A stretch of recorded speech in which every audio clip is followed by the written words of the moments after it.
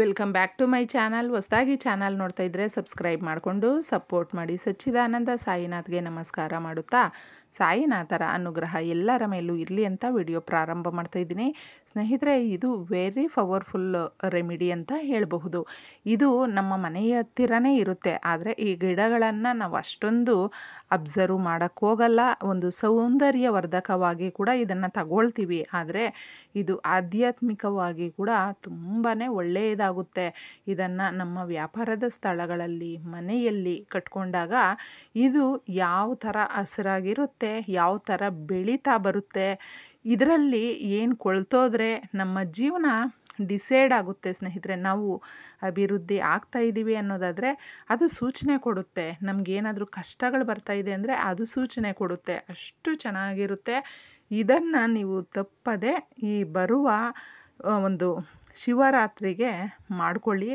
ಇದಕ್ಕೂ ಮುಂಚೆ ಏನಾದರೂ ನೀವು ಮಾಡ್ಕೊಂಡಿದ್ರೆ ತೆಗೆದುಬಿಡಿ. ಅದನ್ನು ಹಳೇದಾಗಿರುತ್ತಲ್ವ, ಅದಕ್ಕೆ ಶಕ್ತಿ ಕೂಡ ಇರೋದಿಲ್ಲ. ತೆಗೆದುಬಿಟ್ಟು ನೀವು ಪರಿಹಾರವನ್ನು ಮಾಡಿಕೊಳ್ಳಿ. ಯಾವುದು ಅದು ಅಂದರೆ ಅಲೋವೆರಾ. ಸ್ನೇಹಿತರೆ, ಅಲೋವೆರಾ ಗಿಡ ನಮ್ಮ ಮನೆಗಳ ಬಳಿ ಇರುತ್ತೆ. ತುಂಬ ಜನರ ಮನೆ ಹತ್ರ ತುಂಬ ಒಂದು ಇದರಾಗಿ ದೊಡ್ಡದಾಗಿ ಬೆಳೆದಿರುತ್ತೆ. ಅದು ಬಲಗಡೆ ಬೆಳೆದ್ರೆ, ಸ್ಟ್ರೈಟಾಗಿ ಬೆಳೆದ್ರೆ ಮತ್ತು ಎಡಗಡೆ ವಾಲಿದ್ರೆ ಏನೆಲ್ಲ ಸೂಚನೆ ಇರುತ್ತೆ ಅನ್ನೋದು ಕೂಡ ತುಂಬ ಚೆನ್ನಾಗಿ ಸೂಚನೆ ಅದು ಕೊಡುತ್ತೆ ನಮಗೆ. ಅದು ಯಾವ ಕಡೆನಾದರೂ ತಿರುಗಿರಲಿ ಸ್ನೇಹಿತರೆ, ಎಲ್ಲ ರೀತಿ ಕೂಡ ನಮಗೆ ಶುಭ ಸೂಚನೆಯೇ. ಅದು ಜಾಸ್ತಿ ಬೆಳೆದಿದೆ ಅಂದರೆ ಮಹಾಲಕ್ಷ್ಮಿಯ ಒಂದು ಸಂಕೇತ ಅಂತ ಹೇಳ್ತೀವಿ. ನಿಮ್ಮ ಮನೆಗಳ ಹತ್ತಿರನೇ ನೀವು ಅದನ್ನು ಬೆಳೆಸ್ಕೊಂಡಿದ್ದೀರಾ ಅನ್ನೋದಾದರೆ ಸಣ್ಣದಾಗಿ ಸುಮಾರಾಗಿ, ತುಂಬ ಚಿಕ್ಕದು ಇರಬಾರ್ದು, ತುಂಬ ದೊಡ್ಡದು ಇರಬಾರ್ದು, ಸುಮಾರಾಗಿರುವಂಥ ಆ ಒಂದು ಅಲೋವೆರಾನ ನೀರು ಫಸ್ಟೇ ಹಾಕ್ಬಿಡಬೇಕು. ಮಣ್ಣು ತೇವ ಆಗುತ್ತೆ. ನಿಧಾನಕ್ಕೆ ಬೇರು ಸಮೇತ ನಾವು ಅದನ್ನು ತಗೊಳ್ಬೇಕಾಗುತ್ತೆ. ಅದನ್ನು ತಗೊಳ್ಳುವಾಗ, ಏಕೆಂದರೆ ಪ್ರಕೃತಿಯಲ್ಲಿ ಸಿಗುವಂಥ ಎಲ್ಲ ಗಿಡ ಮರ ಎಲೆ ಪ್ರತಿಯೊಂದು ಕೂಡ ನಮ್ಮ ಒಳ್ಳೆಯದನ್ನೇ ಬಯಸುತ್ತೆ. ಕೈ ಮುಗಿದು ಕೇಳಿಕೊಂಡು ಈ ಥರ ಪರಿಹಾರಕ್ಕೆ ಅಂತ ನಿನ್ನನ್ನು ತಗೊಳ್ತಾ ಇದ್ದೀನಿ ತಾಯಿ, ಎಲ್ಲ ರೀತಿಯಲ್ಲೂ ಕೂಡ ನಿಂತು ನೀನು ಕಾಪಾಡಮ್ಮ ಅಂತ ಕೇಳಿಕೊಂಡು ನಿಧಾನಕ್ಕೆ ತೆಗೆದುಬಿಟ್ಟು ನೀವು ಆ ಮಣ್ಣೆಲ್ಲ ಇರುತ್ತಲ್ವ ಅದನ್ನು ಕ್ಲೀನಾಗಿ ತೊಳೆದುಬಿಟ್ಟು ಬಟ್ಟೆನಲ್ಲಿ ಒರೆಸ್ಕೊಂಡ್ಬಿಡಿ. ಅದನ್ನು ಜೋರಾಗಿ ಕೂಡ ಕೀಳಬಾರ್ದು. ನೀವು ಅಬ್ಸರ್ವ್ ಮಾಡಬಹುದು ಸ್ನೇಹಿತರೆ, ನಾವು ಎಲ್ಲ ರೀತಿಯ ಗಿಡಗಳನ್ನು ಮನೆ ಹತ್ರ ಇಟ್ಟಾಗ ಒಂದೆರಡು ದಿನ ನೀರು ಹಾಕಿಲ್ಲ ಅಂದರೆ ಅದು ಒಣಗೋಗೋ ಚಾನ್ಸಸ್ ಜಾಸ್ತಿ ಇರುತ್ತೆ. ಆದರೆ ಅಲೋವೆರಾ ಆ ಥರ ಇಲ್ಲ. ನೀವು ಬೇಕಾದರೆ ಒಂದು ತಿಂಗಳು ನೀರು ಹಾಕಿಲ್ಲ ಅಂದರೂ ಕೂಡ ಅದು ಜೀವಂತವಾಗಿ ಇರುತ್ತೆ, ಹಚ್ಚ ಹಸಿರಾಗೇ ಇರುತ್ತೆ. ನೀವು ನೋಡಬಹುದು ಆ ಥರ ಶಕ್ತಿಗಳನ್ನು ಅದ್ರ ಒಳಗಡೆ ಇಟ್ಕೊಂಡಿರುವಂಥ ಗಿಡ. ಅದಕ್ಕೋಸ್ಕರನೇ ನಾವು ಅಲೋವೆರಾ ಗಿಡವನ್ನು ಮೊದಲ ಕಾಲದಲ್ಲೆಲ್ಲ ನೀವು ನೋಡಬಹುದು, ಹಿರಿಯರು ಇರ್ತಾರಲ್ವಾ, ಅವರು ಅಮಾವಾಸ್ಯೆ ಹುಣ್ಣಿಮೆ ಈ ಥರ ಹಬ್ಬ ಹರಿದಿನಗಳು ಬರುತ್ತಲ್ವ, ಆ ದಿನ ಯಾಕೆ ತಗೊಳ್ಬೇಕು ಅಂದರೆ ಪ್ರಕೃತಿಯಲ್ಲಿ ನಮಗೆ ದೇವರ ಆಶೀರ್ವಾದ ಅನ್ನೋದು ಜಾಸ್ತಿ ಇರುತ್ತೆ.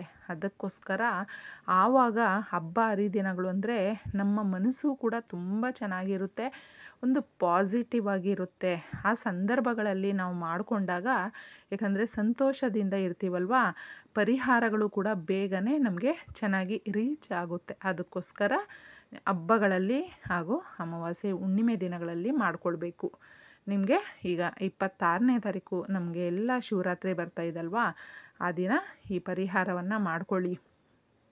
ಯಾರಿಗೆ ಮನೆಯ ಹತ್ತಿರ ತುಂಬಾ ಇರುತ್ತೆ ನೋಡಿ ಸ್ನೇಹಿತರೆ, ಅವರು ಆ ಒಂದು ಅಲೋವೆರಾ ಗಿಡದ ಹತ್ತಿರ ನೀವೇನು ಮಾಡಬೇಕು ಅಂದರೆ ಅದನ್ನು ತೆಗೆದಿರ್ತೀರಲ್ಲ, ನಿಮ್ಮ ಮನೆ ಹತ್ರನೇ ಇರುವಂಥ ಒಂದು ಪುಟ್ಟದಾಗಿರುವಂಥ ಗಿಡವನ್ನು ತಗೊಂಡು ತೊಳೆದು ಅರಿಶಿನ ಕುಂಕುಮ ಎಲ್ಲ ಗಂಧ ಎಲ್ಲ ನಾವು ಇಡಬೇಕಾಗುತ್ತೆ. ಇಟ್ಟುಬಿಟ್ಟಿದ್ದೆ ನೋಡಿ, ಹೂವು ಇಟ್ಟು ಒಂದು ಪ್ಲೇಟಲ್ಲಿ ಇಟ್ಕೊಳ್ಳಿ. ಇದನ್ನೆಲ್ಲನೂ ಇಟ್ಕೊಂಡು ನೀವೇನು ಮಾಡಬೇಕು, ನಿಮ್ಮ ಮನೆಯ ಒಳಗೆ ಅಥವಾ ನಿಮ್ಮ ಮನೆಯ ಹೊರಗೆ ಎಲ್ಲ ಬೇಕಾದರೂ ನೀವು ಇದನ್ನು ಕಟ್ಟಬಹುದು. ಮೇಲೆ ಕಟ್ಟಬೇಕು, ಅದು ನೇತಾಕಬೇಕು. ಬೇರು ಮೇಲಕ್ಕೆ ಹೋಗುತ್ತೆ, ಇದರ ಒಂದು ತುದಿ ಅನ್ನೋದು ಕೆಳಗಡೆಗೆ ಬರುತ್ತೆ. ಆ ಥರ ನೋಡಿಕೊಂಡಿದ್ದೆ ಇದನ್ನು ನಾವು ಕಟ್ಟಬೇಕು. ಸಾಂಬ್ರಾಣಿಯನ್ನು ತೋರಿಸ್ಬೇಕು. ನಾವು ಪ್ರತಿದಿನ ಪೂಜೆ ಮಾಡ್ತೀವಲ್ವ, ಆ ಸಮಯಗಳಲ್ಲಿ ನಾವು ಸಾಂಬ್ರಾಣಿ ಅನ್ನೋದು ಒಂದು ವಾರಕ್ಕೊಮ್ಮೆ ಆ ಥರ ಆಗ್ತೀವಲ್ವ ಮನೆಯಲ್ಲಿ, ಆಗ ನೀವು ಮರೆಯದೆ ಸಾಂಬ್ರಾಣಿಯನ್ನು ತೋರಿಸಿದಾಗ ಶಕ್ತಿ ಅನ್ನೋದು ಸದಾಕಾಲ ಕೊಡುವಂಥದ್ದು. ಯಾರಾದರೂ ನಮ್ಮ ಮನೆಗೆ ಕೆಟ್ಟ ಮನಸ್ಸಿಂದ ಬರ್ತಾರೆ ನೋಡಿ ಸ್ನೇಹಿತರೆ, ತುಂಬ ಚೆನ್ನಾಗಿದ್ದಾರೆ ಹಣಕಾಸಿನ ವಿಚಾರದಲ್ಲಿ ಎಲ್ಲ ರೀತಿಯಲ್ಲೂ ಕೂಡ ಅಂತ ಅವ್ರು ಅಂದ್ಕೊಂಡೇನಾದರೂ ನಮ್ಮ ಮನೆಗೆ ಕೆಟ್ಟ ಆಲೋಚನೆಗಳಲ್ಲೂ ಬಂದರೂ ಕೂಡ ಆ ನೆಗೆಟಿವಿಟಿನೆಲ್ಲ ಎಳ್ಕೊಳ್ಳುತ್ತೆ ಅದು ಆ ಗಿಡ. ಹಾಗೆ ನಮ್ಮ ಮನೆಗೆ ಯಾರೇ ಇರಬಹುದು, ಆ ಒಂದು ಕೆಟ್ಟ ಪ್ರವೇಶ ಅನ್ನೋದು ಬಂದರೂ ಕೂಡ ಬಾಗ್ಲ ಹತ್ರನೇ ಎಳ್ಕೊಂಡು ಬಿಡುತ್ತೆ. ನಮ್ಮ ಮನೆಯ ಒಳಗಡೆಗೆ ಪ್ರವೇಶ ಮಾಡೋದಕ್ಕೆ ಅಲೋವೆರಾ ಗಿಡ ಬಿಡೋದಿಲ್ಲ, ಅಷ್ಟು ಶಕ್ತಿದಾಯಕವಾಗಿರುತ್ತೆ.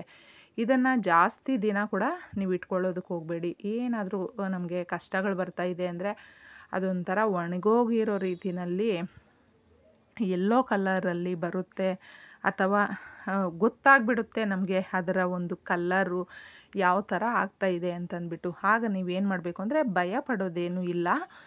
ಕ್ಲೀನಾಗಿ ಅದನ್ನು ತೆಗೆದುಬಿಟ್ಟಿದ್ದೆ ಎಲ್ಲಾದರೂ ತುಳಿದೇ ಇರುವ ಒಂದು ಪ್ರದೇಶದಲ್ಲಿ ಹಾಕ್ಬಿಟ್ಟು ಮತ್ತೆ ಬಂದು ನೀವು ಶುಕ್ರವಾರ, ಮಂಗಳವಾರ, ಇನ್ನು ಹತ್ತಿರದಲ್ಲೇ ನಿಮಗೆ ಏನಾದರೂ ಅಮಾವಾಸ್ಯೆ, ಹುಣ್ಣಿಮೆ ಈ ಥರ ಹಬ್ಬ ಹರಿದಿನಗಳು ಬಂದಿದ್ದೆ ಅಂತಂದರೆ ತಕ್ಷಣಕ್ಕೆ ಮಾಡ್ಕೊಳ್ಳಿ.